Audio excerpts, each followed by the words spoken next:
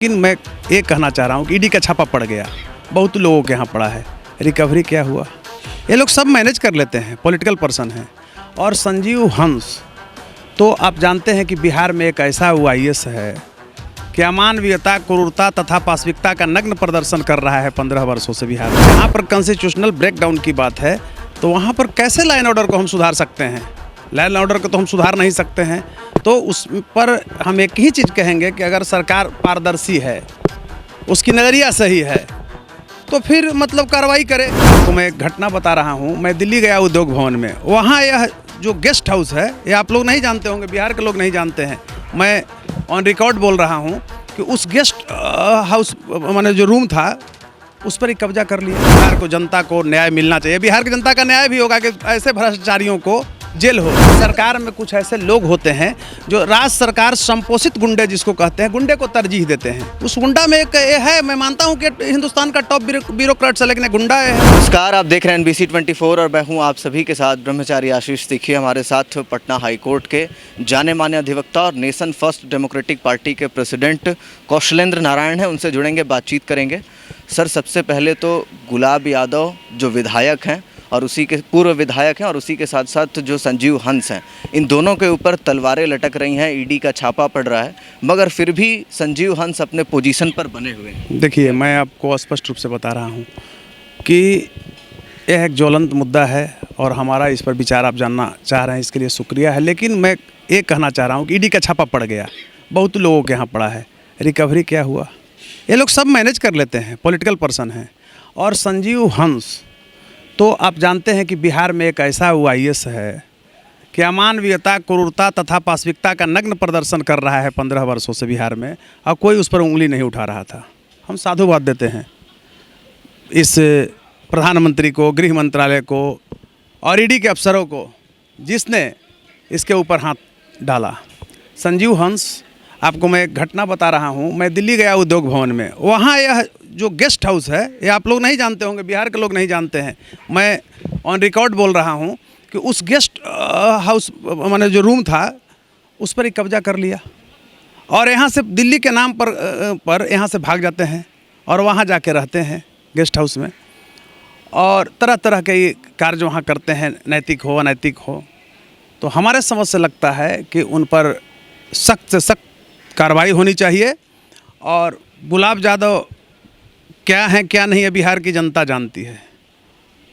तो वो दूध के धुले हुए नहीं है, और उस पर क्या बोलना है, अब उन पर हमको क्या बोलवाते हैं? अच्छा, अगर इस तरीके के अफसर अगर इस तरीके से अभी भी तंत्र में काम कर रहे हैं तो राजनीतिक कहीं ना कहीं संरक्षण जरूर मिला हुआ है इन्हें। देखिए ब्रह्मचारी जी, आप एक पत्रकार हैं, लीगल दृष्टिकोण से भी मैं बोल रहा हूँ कि बार बार मैं ये चीज़ मैं ही कहा हूँ कि बिहार में कॉन्स्टिट्यूशनल ब्रेकडाउन है।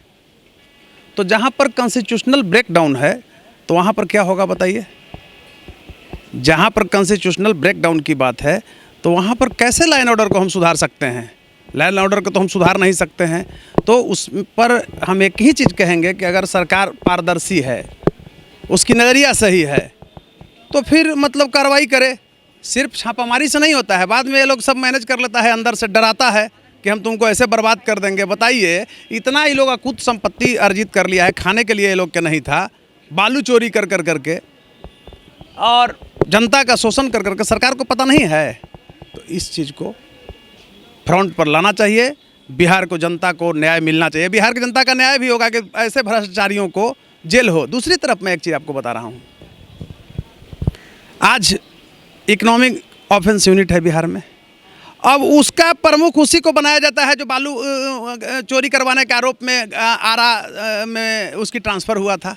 तो कुछ न्याय नहीं है यहाँ। तो अंधेरी नगरी है, चौपट राजा हैं, टकेसर खाजा टकेसर भाजा, वही स्थिति है। कौशलेंद्र जी, संजीव हंस पर रेप के भी आरोप हैं। आपको बताते चले कि जो रूपसपुर थाना है उसमें अभी भी ये मामला चल रहा है, मगर सबसे बड़ी बात है कि अमूमन रेप के केसेस को जल्दी जल्दी निपटाया जाता है, इनको क्यों बचाया जा रहा है? पहला सवाल। दूसरा सवाल, कौशलेंद्र जी की जिस लड़की ने आरोप लगाए हैं उसका ये भी कहना है कि उसके पास एक 8 साल का बच्चा भी है, उसका अगर DNA टेस्ट करवाएं तो वो भी जो है मैच कर जाएगा संजीव हंस। देखिए, अब मैं बता रहा हूँ, वो एक खुद इलाहाबाद की रहने वाली बबीता यादव हैं।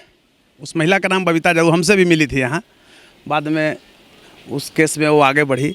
तो मैं आपको कहना चाहता हूँ कि उनको बच्चा है, बच्चा किसका है ये तो मेडिकल का चीज़ है, मैं नहीं कह, मैं लॉयर हूँ। हम आदेश भले करवाते हैं कि डीएनए टेस्ट हो, लेकिन बच्चा क्या है, हाई कोर्ट का आदेश है, तो उसमें उनको देखना चाहिए, टेस्ट होना चाहिए और कड़ी से कड़ी सज़ा होनी चाहिए। तो इतना देरी क्यों हो रहा है? देरी इसलिए कि हाई प्रोफाइल मामला है, सारे लोग इसमें फंसे हुए हैं, जितने लॉबी है आईएएस का। और देखिए, चोरों का एक गिरोह होता है, भ्रष्टाचारियों का एक गिरोह होता है, बलात्कारियों का एक गिरोह होता है, चरस का एक गिरोह होता है। ये सारे लोग मिले हुए हैं, उसको बढ़वा रहे हैं। और उस पर हमसे और ज़्यादा क्या मैं बार बार जब बोल रहा हूँ कि सरकार स्तर पर बिहार में जब कॉन्स्टिट्यूशनल ब्रेकडाउन है, वर्तमान सरकार जो है कॉन्स्टिट्यूशनल ब्रेकडाउन कर दिया है नीतीश कुमार। मैं ऑन रिकॉर्ड आपको कहने में कोई मुझे नहीं है, कोई ऐसा सगा नहीं जिसको इस व्यक्ति ने ठगा नहीं है। तो उस स्थिति में आप बताइए ये किसको नहीं ठगा, हमको बताइए। तो उसमें तो बचाएगा ही भ्रष्टाचारियों को। सवाल ये भी है कौशलेंद्र जी की, इसके राजनीतिक मायने भी निकलते हैं। नीतीश कुमार के बहुत करीबी हैं संजीव हंस, और नीतीश कुमार कहीं प्रधानमंत्री मोदी को छोड़ नहीं दें क्योंकि ये कड़ी है, तो इसको दबाव बनाने। आपको मैं बता रहा हूँ, कोई करीबी नहीं होता है। होता है क्या कि सरकार में कुछ ऐसे लोग होते हैं जो राज्य सरकार संपोषित गुंडे जिसको कहते हैं, गुंडे को तरजीह देते हैं। उस गुंडा में एक ये है, मैं मानता हूँ कि हिंदुस्तान का टॉप ब्यूरोक्रेट है, लेकिन गुंडा ये है, एक लठैत है। आपको मैं बता रहा हूँ, इस स्वास्थ्य विभाग को आप नहीं जान रहे हैं कि खाने के लिए ये लोग के नहीं था वहाँ के मिनिस्टर का, और ये लोग 55-10 हज़ार करोड़ के मालिक बन गया। बिहार की जनता नहीं जान रही है, मुख्यमंत्री को नहीं पता है। तो जहाँ मुख्यमंत्री ही इस तरह के हो गए हैं, अभी एक सहानुभूति ले रहे हैं कि प्रधानमंत्री के तमेव माता च पिता तमेव तुम्हें बबंधु च सखा तमेव तुम्हें बसर्व मम देव, यानी हे देवताओं के भी देवता देवाधिदेव। अभी मोदी को देवाधिदेव मान लिया, पैरे पर गिर जा रहे हैं। कुछ दिन में देखिएगा क्या करेंगे, आप देख रहे हैं ना। तो एक क्या है ना, हमारे समझ से लगता है कि बिहार को सिर्फ उन्हीं को नहीं, जनता को ही मानसिक इलाज कराने की ज़रूरत है। हाँ, बिहार की जनता को ही, मुख्यमंत्री को मानसिक इलाज कराने की ज़रूरत है। रिक्वेस्ट करें कि आप एक बार बाहर इलाज करिए। क्या बोलते हैं खुद पता नहीं चलता है। अभी कुछ स्टेटमेंट है, 2 घंटे के बाद कुछ स्टेटमेंट है। तो बताइए, तो ये आपको समझना है, आप मीडिया कर्मी हैं, कि किस एंगल पर हम बोलते हैं कुछ, आप भी न्यूज़ चलाते हैं, मीडिया वाले दूसरे एंगल में बदल देते हैं ना, कहीं शीर्षक उससे मिलता है ना कुछ मिलता है। यहाँ भी होता है ना ऐसा। हम देते हैं आज स्टेटमेंट जिस मुद्दा पर आप देते हैं, और जब शीर्षक पढ़ते हैं तो उसका कहीं तारतम्य ही नहीं रहता है। इसी तरह से पॉलिटिकल पर्सन जो बोलते हैं, सरकारें जो बोलती हैं, वो इम्प्लीमेंट नहीं होती है, वो सिर्फ छलावा होता है। चलिए, तो सीधा सीधा कह रहे थे कौशलेंद्र नारायण की एक छलावा है, और कहीं ना कहीं राज्य सरकार के संपोषित गुंडे, इन्होंने जो शब्द प्रयोग किया संजीव हंस को लेकर के, गुलाब यादव को लेकर के, लगातार देखिए संरक्षण प्राप्त है, तभी इस तरीके के लोग अब भी जो है अपर मुख्य सचिव बनकर के बैठे हुए हैं बड़े बड़े संस्थानों में। तो इसको लेकर के जो कार्रवाई होगी दिखाते रहेंगे आपको। बने रहे NBC 24 पर। कैमरा पर्सन विकास के साथ ब्रह्मचारी आशीष, NBC 24 पटना।